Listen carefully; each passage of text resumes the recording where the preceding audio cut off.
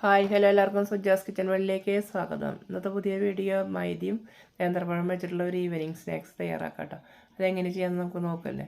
അപ്പോൾ ഇത് ഞാൻ ഉണ്ടാക്കിയതിന് ശേഷമുള്ള ഇതാണ് കേട്ടോ. അത് കാണുന്നത് കണ്ടോ, നല്ല ടേസ്റ്റ് ആട്ടോ. ഉള്ളിലൊക്കെ നല്ല എന്തൊരു ലെയറായിട്ട് ഞാൻ പഴം വേവിച്ചതും നാളേറെ കൂടിയിട്ട് ഉള്ളിലിട്ടിട്ട് ലെയറായിട്ട് ഉണ്ടാക്കി കൊടുക്കണം കേട്ടോ. അതെങ്ങനെ ഉണ്ടാക്കാമെന്ന് നമുക്ക് നോക്കാം കേട്ടോ.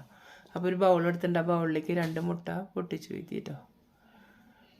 അപ്പോൾ 2 മുട്ടയും നമുക്കൊന്ന് നന്നായി ഇങ്ങനെ അടിച്ചെടുക്കുക കേട്ടോ.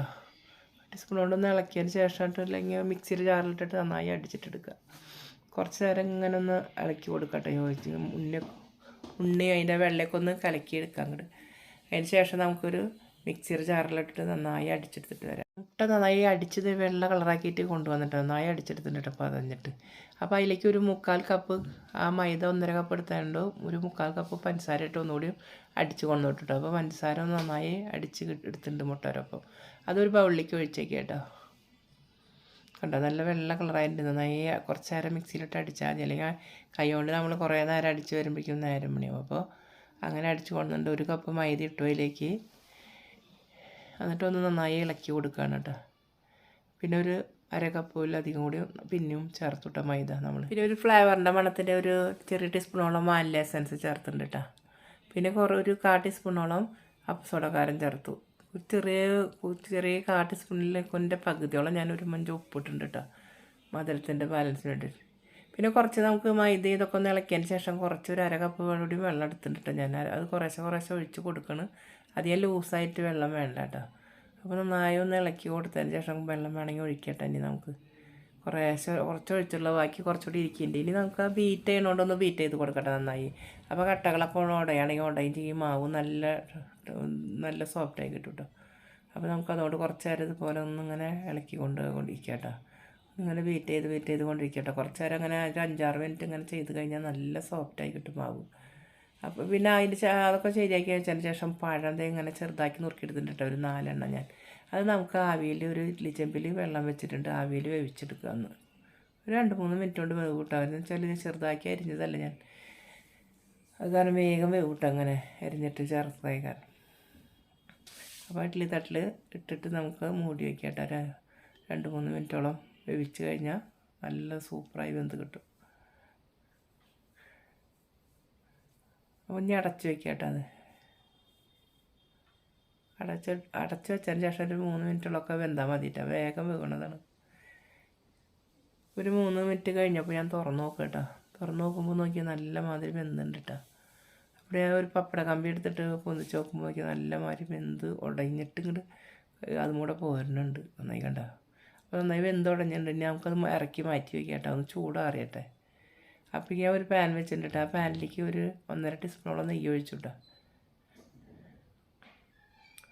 അപ്പോൾ ആ നെയ്യിൽ കുറച്ച് കപ്പലണ്ടിയാണ് എൻ്റെ കയ്യിൽ തൊലി കളഞ്ഞുള്ളത്. അത് ഒന്ന് നമുക്ക് റോസ്റ്റ് എടുക്കാം കേട്ടോ.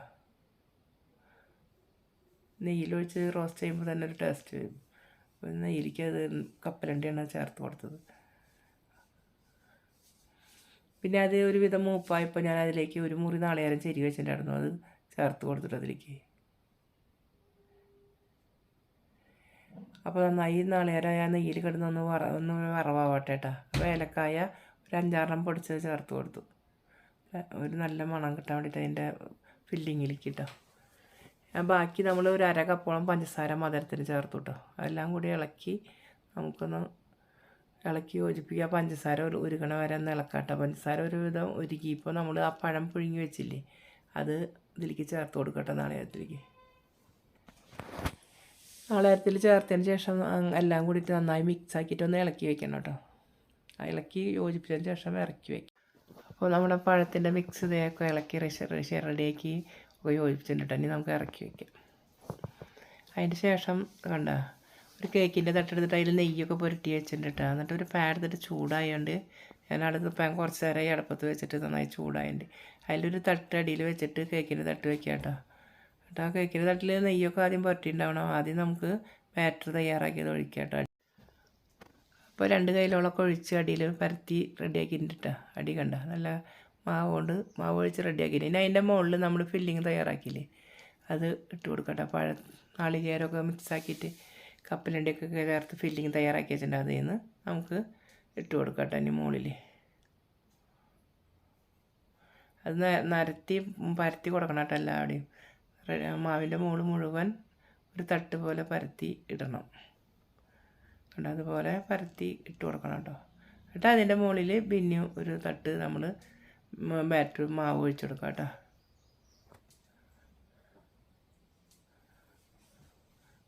ഒരുവിധം കട്ടിയിൽ 2 കയ്യിലൊക്കെ ഒഴിച്ചു കൊടുത്തോട്ടോ.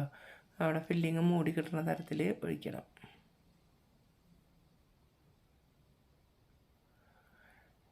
ഇനി അതിൻ്റെ മുകളിൽ നമ്മൾ ബാക്കിയുള്ള പഴം ഇട്ട് കൊടുക്കുക. നല്ല തട്ട് കനത്തിൽ ഇട്ട് കൊടുക്കുക കേട്ടോ ഇനി പഴം.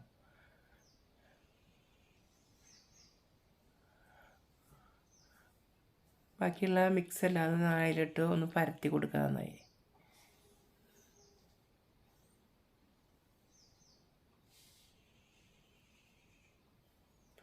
ഇട്ടിട്ടൊന്ന് പരത്തിയതിന് ശേഷം ബാക്കിയുള്ള മാവ് അതിൻ്റെ മുകളിൽ ഒഴിച്ചു കൊടുക്കുക കേട്ടോ.